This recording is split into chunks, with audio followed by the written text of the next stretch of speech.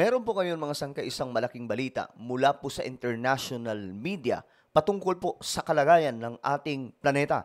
At dito mga sangkay ipinakita kung gaano po kadelikado ngayon ang Pilipinas sa mga nangyayaring kalamidad sa buong mundo dahil po sa climate change. So atin pong pag-usapan at alamin ito.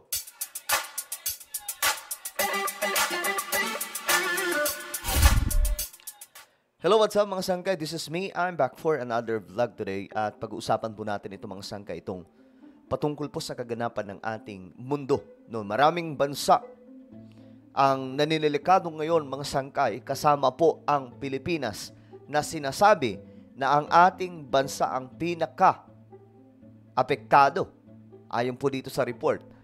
Bago tayo magsimula, paki-subscribe po muna yung ating YouTube channel. Ayan po, 1.27 million subscriber, 1.28. Parang kailan lang kasi 1.27 tayo, no? 1.28 million subscribers na po tayo dito sa YouTube. So kung hindi ka pa po nakakapag-subscribe, click the subscribe down below, click the bell, and click all. Sa mga nanonood naman po sa Facebook, i-follow nyo po yung ating Facebook page. Ito po kasi yung balita ngayon mga sangkay. Itong balita ay patungkol sa World Risk Index in 2024. Ito ang mga kalamidad na nangyayari. Philippines retains the most at risk country for 16th straight year. So sa loob po ng 16 na taon. Tama ba yung Tagalog natin tungkol dyan? Sa 16 years, mga sangkay, ang Pilipinas po ang pinaka-apektado nitong kalamidad na nangyayari sa ating planeta. Dahil po sa climate change. Ngayon, eto mga sangkay. Ayan, nakalagay po dito. Philippines remains the most at-risk country globally for 16 years. The Philippines remains the most at-risk nation in the world for the 16th straight year, according to the latest edition of the World Risk Index. Okay, pakinggan po natin ha.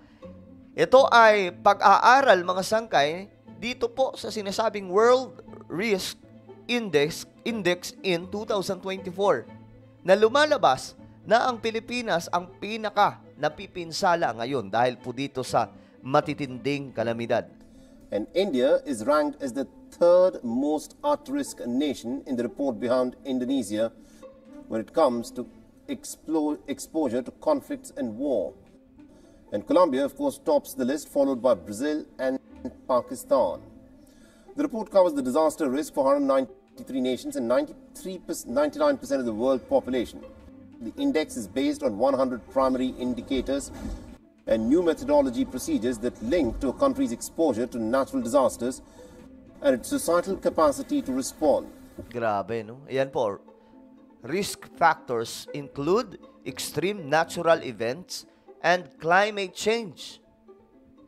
Ngayon mga sangkay dito, pinapakita din po yung mga bansa na naninilikado dahil po sa mga kalamidad at posibleng digmaan mga sangkay o mga sigalot laban sa mga bansa.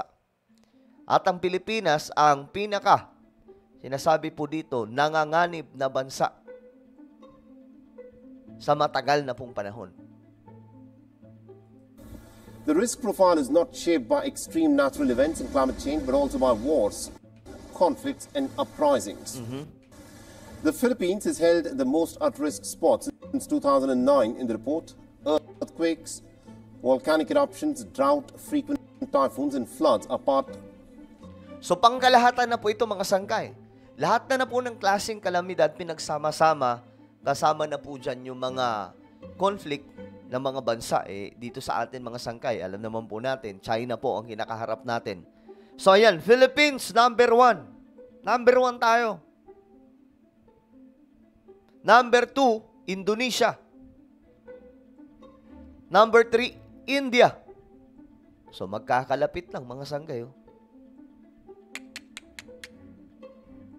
Number 4, Colombia. Number 5, Mexico. Ang number 6 naman ay Myanmar. Number 7, Mozambique. Number 8 ay Russian Federation. Number 9, Bangladesh. At number 10, Pakistan. Ito yung mga bansa, mga sangkay na naninilikado daw po. Nasa delikadong sitwasyon. Sa loob po ng 16 straight years. Ayon po dito. At ang malala dito mga sangkay, kasi number 1 po tayo. Ayan o. Number 1 ang Philippines. So bakit tumalabas na number 1 po tayo mga sangkay? Well, nakikita naman po natin yung mga kalamidad ngayon. Masyado na pong malala, di ba? Of the life in the country. Most recently, Typhoon Yagi has triggered floods and landslides, killing at least about 15 people. And this is the 5th typhoon to last the Philippines since the month of May. Grabe, no? Kasi ginagawa kasi talaga tayong kalsada nitong mga bagyo eh. And remember, mga sangkay, prone tayo sa bagyo dahil po sa dito dumadaan madalas ang mga bagyo sa ating bansa. Eh may climate change pa. Ang malala dito mga sangkay, may La Nina pa na nasa 66%, I think, kung hindi ako nagkakamali, na po ngayon. So mas lalo pong maninilikado ang ating bansa. Ito ay hindi pananakot.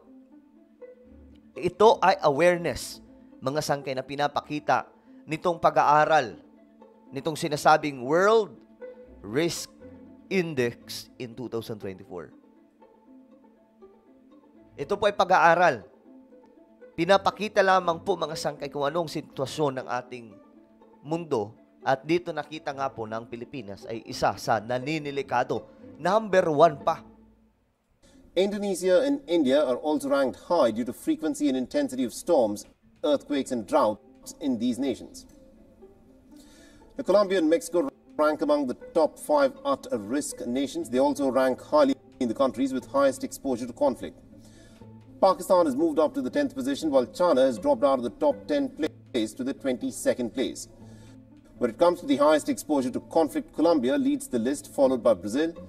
Ito naman, nations with highest conflict exposure. So dito, number 1 yung Colombia. Bakit kaya? Pakistan, which has recently witnessed a rise in violent incidents in Balochistan province, ranked 3rd on the list. Now, Israel is also amongst the top 10 nations with the highest exposure to conflicts. Ito mga sangkay, ito naman yung mga sigalot na mga bansa. Naninilikado mga bansa, mga sangkay. So bakit kaya, no? Number 1 ang Colombia, oh. South and Central America and South Asia are particularly affected by conflicts, and according to the report in 2024, the risk hotspot remain in the Americas and Asia, hosting 8 of the 10 countries with the highest risk scores. So, ayan, mga sangkay, nakikita po natin, I think, dito ito sa, Asia, mga sangkay, itong kuha ng video, kung saan tayo po ay ginagawang kalsada nitong mga malalaking bagyo. The report, however, says that in the long term, these hotspots will shift to countries with climate-sensitive exposure My goodness. and high vulnerability. Grabe. So, ayan, mga sangkay, yan po yung nangyayari ngayon sa ating mundo. Na masyado pong malala na ang sitwasyon. Dulot po nitong climate change, lumalala pong sitwasyon na ang ating planeta ngayon mga sangkay problematic na po dahil po sa tao ang gumagawa nitong pagkasira ng ating mundo. Naisira ang kalikasan, tayo ang binabalikan. So marami pong mga tragic events, extreme weather events na nagaganap ngayon sa ating mundo, at ang nakakalungkot dito ayon sa pag-aaral, Pilipinas ang number 1 na naninilikado. Well, ano po ang inyong opinion tungkol po dito? Just comment down below. And now guys, I invite you please subscribe my YouTube channel, Sangkay Janjan Daily. Hanapin niyo po ito sa YouTube. Kapag nakita niyo na, i-click niyo po yung subscribe, i-click ang bell, at i-click niyo po yung all. dito po ako nag-upload ng mga vlogs. Alright? So ako na po yung magpapaalam. Mag-ingat pong lahat. God bless everyone.